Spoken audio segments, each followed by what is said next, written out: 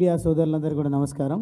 ఇప్పటికే అన్ని విషయాలు మీకు చెప్పి ఉన్నారు, కానీ ప్రత్యేకించి గత ఎన్నికల కంటే ముందు నుంచి మొదలుకుంటే నేటి వరకు కాంగ్రెస్ ఆగడాలు ఆలోచన విధానాలను మీకు రెండు అచ్చంపేట సంఘటనలను ఉదాహరిస్తూ చెప్పే ప్రయత్నం చేస్తా. ముఖ్యంగా శాసనసభ్యుడిగా గవర్నమెంట్ విప్గా అదనపు సెక్యూరిటీతో ఉన్న నన్నే ఎన్నికల క్యాంపెయినింగ్ ముగిసిన తర్వాత నేను ఇంటికి వెళ్తున్న సమయంలో పోలీస్ స్టేషన్ ముందే కాంగ్రెస్ గుండాలు, మరి ముఖ్యంగా ప్రస్తుత ఎమ్మెల్యేగా ఉంటున్నటువంటి వంశీకృష్ణ నాపై దాడి చేసి ఆ వీడియోలన్నీ కూడా పోలీసుల దగ్గర ఉన్నప్పటికీ కేసు బనాయించకుండా జైలుకు పంపకుండా ఈరోజు తప్పుడు ప్రచారాలతోన అధికారంలోకి వచ్చి అవి కానీ హామీలను ఇచ్చి ఈరోజు నెరవేర్చుకోలేనటువంటి స్థితిలో దాడులకు పురిగొల్పుతూ ఉన్నారు గౌరవ ముఖ్యమంత్రి రేవంత్ రెడ్డి గారు.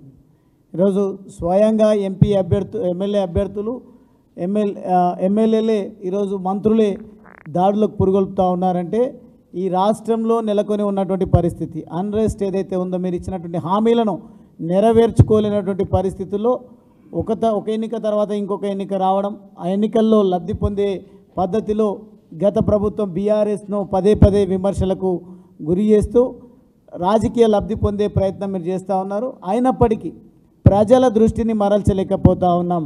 మా 6 గ్యారెంటీలు, నా 420 హామీలు ఏవి కూడా ప్రజల మనసుల్లో నుంచి తొలగించాలంటే సాధ్యపడట్లేదు అని చెప్పి హత్యా రాజకీయాల వైపు ఈ వ్యవస్థను మళ్లిస్తూ ఉన్నారు. తప్పకుండా దీనికి తీవ్ర పరిణామాలు ఉంటాయి. భవిష్యత్తులో మేము పదే పదే చెప్తా ఉన్నాం, నిజంగా మా క్యాడర్స్ కానీ లేదంటే ప్రజలు కానీ వీళ్ళు చేస్తున్నటువంటి అరాచకాలు ఆగడాలను చూసి భరించలేక ఎక్కడైనా తిరుగుబాటు మొదలైతే దాన్ని నియంత్రించడం ఎవరి తరం కాదు అని మేము చెప్తా వస్తూ ఉన్నాం. దాడి మొన్న అచ్చంపేట నియోజకవర్గ కేంద్రంలో అచ్చంపేట మున్సిపాలిటీకి సంబంధించి కౌన్సిలర్ ఇంటిపైన దాడి జరిగితే పోలీసులు ప్రేక్షక పాత్ర వహించడంతో పాటుగా నామమాత్రంగా నేను మా నాయకులం అందరం కలిసి డీజీపీకి కంప్లైంట్ ఇచ్చి పికెట్ ఏర్పాటు చేయండి అంటే నామకే వాస్తే పికెట్ ఏర్పాటు చేసింది అక్కడ. కానీ యథేచ్ఛగా దాడి చేసినటువంటి కాంగ్రెస్ గుండాలు అక్కడే తిరుగుతూ హేళన చేస్తూ ఎక్కిరిస్తూ మళ్ళీ భయభ్రాంతులకు గురి చేస్తూ పదే పదే ఇంతటితో ఆగవు ఈ ఆగడ మా దుర్మార్గాలు, మిమ్మల్ని అంతమొందించే వరకు కూడా కొనసాగిస్తామనే పద్ధతిలో మాట్లాడుతున్నప్పుడు మా ఎంపీ అభ్యర్థి ఆర్ఎస్ ప్రవీణ్ కుమార్ గారు చెప్పినట్టుగా దాడులు జరుగుతున్నప్పుడు, అటాక్ జరుగుతున్నప్పుడు సెల్ఫ్ డిఫెన్స్ కోసం ఎవరైతే ప్రయత్నం చేస్తారో దాంట్లో గాయాలు అయితే అయి ఉండొచ్చు. దాని ప్రకారం చట్ట ప్రకారం కేసు తీవ్రతను బట్టి ఎఫ్ఐఆర్లు నమోదు చేయండి, కేసులు బనాయించండి, పర్వాలేదు. కానీ మొదటగా దాడికి కారణమైనటువంటి వాళ్ళను రోడ్లపైన వదిలేసి ఈరోజు వాళ్ళపైన ఒక రకమైనటువంటి సెక్షన్స్తో కేసులు బనాయించడము, మా వాళ్ళపైన నాన్ బెయిలబుల్ కేసులు వేసి ఈరోజు సుంకరి బాలరాజ్ అని 2వ వార్డు కౌన్సిలర్ భర్త ఈరోజు జైల్లో ఉన్నాడు.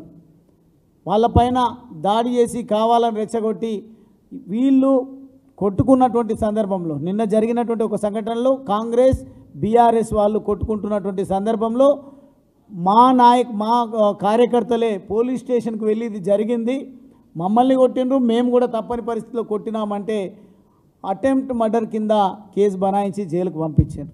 ఈ రకంగా అధికారం చేతుల్లో ఉంది కదా అని చెప్పేసి రౌడీలను గూండాలను ప్రోత్సహించడంతో పాటుగా బీఆర్ఎస్ పార్టీ నాయకులను కార్యకర్తలను అభిమానులను భయభ్రాంతులకు గురి చేయడం వల్ల రాబోయే స్థానిక సంస్థల ఎన్నికల్లో ఎవరు కూడా పోటీకి సాహసించరు అనే ఒక భ్రమలో కాంగ్రెస్ పార్టీ ఉన్నట్టుగా కనిపిస్తూ ఉంది.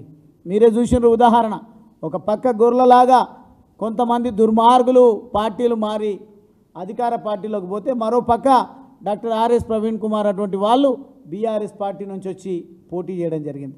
అదే రకంగా రేపు స్థానిక సంస్థల ఎన్నికల్లో ఈ రాజకీయంగా పొల్యూట్ అయినటువంటి వాళ్ళు మీ బేరసారాలకు లేదంటే మీ లోపరుచుకునేటువంటి ప్రయత్నాల్లో భాగంగా కన్ఫ్యూజ్ అయ్యి మీ దగ్గరికి వస్తారేమో, కానీ యువ రక్తం బయటకు వస్తుంది. మళ్ళీ రాబోయే స్థానిక సంస్థల ఎన్నికల్లో నా నియోజకవర్గం నుంచే యంగెస్ట్ ప్రజాప్రతినిధులను చేసిన, నా నియోజకవర్గం నుంచే అత్యధిక వయసున్న వాళ్ళను కూడా నేను ప్రజాప్రతినిధులను చేసిన, ఎందుకంటే వాళ్ళకున్న కుటుంబ నేపథ్యాన్ని బట్టి ఖచ్చితంగా తెలంగాణ యావత్తు కూడా ఏ రకంగా అయితే తెలంగాణ ఉద్యమంలో కేసీఆర్ గారి వెంట నడిచిన మేము ప్రజాప్రతినిధులుగా 10 సంవత్సరాలు ప్రజలకు సేవను అందించడం జరిగిందో, మాతో పాటు పనిచేసినటువంటి నాయకులను కార్యకర్తలను రాబోయే రోజులలో జడ్పీటీసీలను చేస్తాం, ఎంపీటీసీలను చేస్తాం, సర్పంచ్లను చేస్తాం, వార్డు సభ్యులను చేస్తాం, అదేవిధంగా చైర్మన్లను కూడా జిల్లా పరిషత్ చైర్మన్లను చేస్తాం. ఏదైతే లోకల్ బాడీస్లో మీరు భయపెట్టడం వల్ల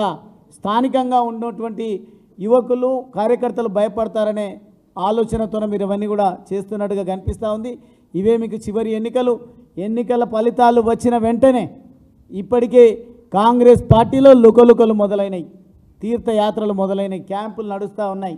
ఖచ్చితంగా ఈ రేవంత్ రెడ్డి గారి ప్రభుత్వం కూలక తప్పదు. మళ్ళీ ప్రజాప్రభుత్వం, నిజమైన ప్రజాప్రభుత్వం కేసీఆర్ గారి నాయకత్వంలో తెలంగాణ రాష్ట్రంలో ఆవిర్భవించక తప్పదు అనేది సందర్భంగా నేను తెలియజేస్తూ, ఈరోజు ఎవరికీ సంబంధం లేనటువంటి, తెలంగాణతో సంబంధం లేనటువంటి వాళ్ళని తీసుకొచ్చి సంబరాలను ఏర్పాటు చేస్తాం, రాష్ట్రాన్ని పేర్లు మారుస్తాం, రకరకాలుగా ప్రజల దృష్టి మరల్చేటువంటి సర్కస్లు మేము చేస్తామంటే చూస్తూ ఊరుకోవడానికి ప్రజలు సిద్ధంగా లేరు. మీ ఆగడాలకు చర్మగీతం పాడేటువంటి రోజులు దగ్గరలోనే ఉన్నాయి.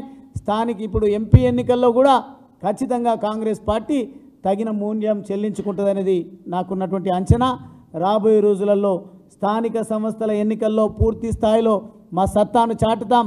భవిష్యత్తులో తెలంగాణ రాష్ట్ర అభ్యున్నతి కోసం పటిష్టమైన పునాదులు వేసి ఈ బీఆర్ఎస్ పార్టీని ఉనికిని చాటడమే కాదు, బాధ్యతను కూడా మేము చూపిస్తామని సందర్భంగా తెలియజేస్తూ, హత్యా రాజకీయాలకు పులి స్టాప్ పెట్టాల్సినటువంటి అవసరం ఉంది. ఈ బెదిరింపులకు పులి స్టాప్ పెట్టాల్సినటువంటి అవసరం ఉంది. ఎంపీలుగా ఎమ్మెల్యేలుగా పనిచేసినటువంటి మాటువంటి వాళ్ళను సైతం నియోజకవర్గాల్లో అడుగుపెట్టనీయం, అడుగు పెడితే హతమారుస్తామని ముఖ్యమంత్రి నియోజకవర్గంలోనే మొట్టమొదటిసారి నేను ఓడిపోయిన 4-5 రోజుల గ్యాప్ తర్వాత నేను నా నియోజకవర్గానికి వెళ్తున్నప్పుడు స్వయానా ముఖ్యమంత్రి గారి తమ్ముళ్ళ ఆదేశాల మేరకు, అదేవిధంగా అక్కడ ఎన్నిక కాబడ్డటువంటి శాసనసభ్యుల ఆదేశాల మేరకు మమ్మల్ని అడ్డుకునే ప్రయత్నం మేము చేసినా మొండిగా, ఎందుకంటే ఉద్యమ నేపథ్యం కలిగినటువంటి వాళ్ళం కాబట్టి మొండిగా వెళ్తూ ఉన్నాం. చావుకైనా వెనకాడం కానీ ఈ తాటాకు చప్పుళ్లకు మాత్రం భయపడే ప్రసక్తే ఉండదు అని ఈ సందర్భంగా కాంగ్రెస్ ప్రభుత్వానికి, మా పైన దాడులకు పురిగొల్పుతున్నటువంటి నాయకులకు హెచ్చరిక చేస్తూ ఉన్నాం.